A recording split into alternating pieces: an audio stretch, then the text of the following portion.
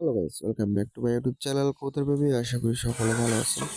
তো এখন যেহেতু শীত মাস চলতেছে, শীতের সময় আমি কিছু বিষয় বলবো, রোগের বিষয় বলবো। শীতের সময় কী কী রোগ হয় এবং তার চিকিৎসা কী।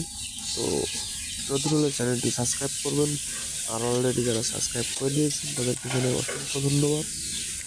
তো বেশি কথা বলবো না, চলুন শুরু করা যাক। শীতের সময় সম্ভবত কবুতরের ঠান্ডা লাগা একটা রোগ হয়ে থাকে। ওদের ঠান্ডাটা লাগে বাচ্চা কবুতরের, এবং রানীক্ষেতে আক্রমণ করতে পারে।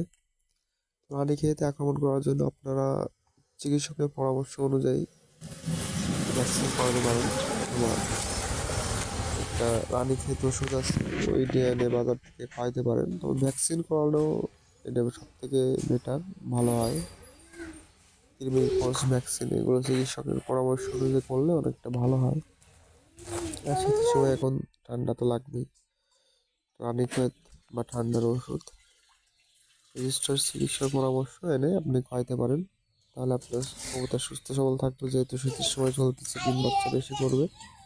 আর শীতের সময় অনেক পানি খেতে আক্রমণ করে, এটার জন্য সাধারণত পয় পরিষ্কার রাখলেই হবে, এবং ছোটোখাটো ট্রিটমেন্ট দিলেই হবে। যেমন ঠান্ডার ওষুধ আছে, এগুলো দিয়ে রাখলেই হবে, বা রেনামাইসিন এগুলো দিলেই হবে।